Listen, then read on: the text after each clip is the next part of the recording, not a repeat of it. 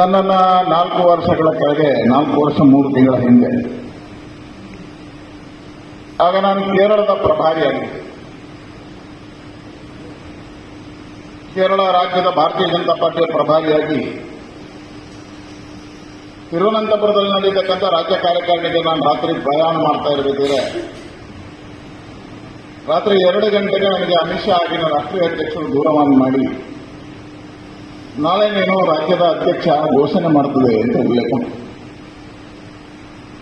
ನಾನು ರಾತ್ರಿ ನಿದ್ದೆ ಹೊತ್ತು ಮಲಗಿದ್ದೆ, ಎದ್ದು ಕನಸಲ್ಲಿ ಹೇಳಿದ್ರು ಅಂತ ಮತ್ತು ನನಗೆ ಸಂಶಯ ಇತ್ತು. ಬೆಳಗ್ಗೆ ಹೊರಗೆ ಉಳಿದೆ. ಬೇಡ ಅಂತ ಹೇಳುವಾಗ ಇರಲಿಲ್ಲ, ಹೇಳಿದ್ರೆ ಅವರು ಅಷ್ಟೇ ಹೇಳಿದ್ರು ಫೋನ್ ಇತ್ತು. ಮರುದಿವಸ ಬೆಳಗ್ಗೆ ನಾನು ಕಾರ್ಯಕ್ರಮಕ್ಕೆ ಹೋಗೋದ್ರೆ ಟಿವಿಯಲ್ಲಿ ಬಂದಾಗ ಅದಾದ್ಮೇಲೆ ನಾನು ಪದಗ್ರಹಣ ಹೋಗಿ ಸ್ವೀಕಾರ ಮಾಡಿ ಮೊದಲಿಗೆ ನನ್ನ ಜಿಲ್ಲೆಯ ಒಂದು ಅಭಿನಂದನಾ ಸಭೆಯಲ್ಲಿ ಭಾಗವಹಿಸಬೇಕು ಅಂತ ಮಂಗಳೂರಿಗೆ ಬಂದೆ. ಸುದರ್ಶನ್ ಅವರು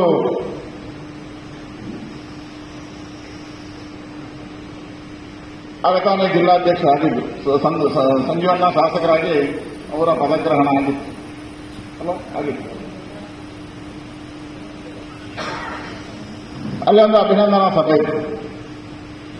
ಅಭಿನಂದನಾ ಸಭೆ ಅಭಿನಂದನಾ ಸ್ವೀಕಾರ ಮಾಡಿದಾಗ ನಾನೊಂದು ಮಾತಿನ ಉಲ್ಲೇಖ ಮಾಡಿದೆ.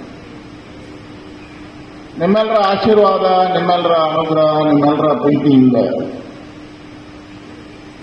3 ಬಾರಿ ಲೋಕಸಭಾ ಸದಸ್ಯನ ಸ್ಥಾನದಲ್ಲಿ ಅವಕಾಶಗಳು ಸಿಕ್ಕಿದೆ. ನಿಮ್ಮೆಲ್ಲರ ಆಶೀರ್ವಾದದಿಂದ ಇವತ್ತು ಪಾರ್ಟಿ ಗುರುತಿಸಿ ರಾಜ್ಯಾಧ್ಯಕ್ಷ ಮಾಡಿದೆ. ಹಾಗಾಗಿ ಯಾವ ಸಂದರ್ಭದಲ್ಲಿ ರಾಜ್ಯಾಧ್ಯಕ್ಷ ಆಗಿದ್ದೇನೆ ಅಂತ ಕೇಳಿದ್ರೆ ಈ ಜಿಲ್ಲೆಯಲ್ಲಿ 7 ಶಾಸಕರು ನಮ್ದಿದ್ದಾರೆ. ವಿಶ್ವಾಸ ಇದೆ, 7 ಶಾಸಕರು ಸಮರ್ಥರಿದ್ದಾರೆ. ಇಡೀ ಜಿಲ್ಲೆಯ ಸಮಸ್ಯೆಗಳಿಗೆ ಹೆಗಲು ಕೊಡತಕ್ಕಂಥವರು, ಅಭಿವೃದ್ಧಿ ಮಾಡತಕ್ಕಂಥ ಶಕ್ತಿ ಇರತಕ್ಕಂಥವರನ್ನು ಆಯ್ಕೆ ಮಾಡಿದ್ದೀವಿ. ಹಾಗಾಗಿ ಮುಂದಿನ ದಿನಗಳಲ್ಲಿ ನಾನು ಇಡೀ ರಾಜ್ಯದ ಪ್ರವಾಸ ಮಾಡ್ತೇನೆ. ವಾರಕ್ಕೆ 1 ದಿನ ಮಂಗಳೂರಿಗೆ ಬರ್ತೇನೆ. ಬಾಕಿ ಹೋದಂತಹ ದಿನಗಳನ್ನು ರಾಜ್ಯದ ಪ್ರವಾಸ ಮಾಡಿ ನನಗೆ ಹಿರಿಯರು ಜವಾಬ್ದಾರಿ ಕೊಟ್ಟಾಗ ಒಂದು ಶಬ್ದದ ನೆನಪುಗಳನ್ನು ಮಾಡಿದೆ.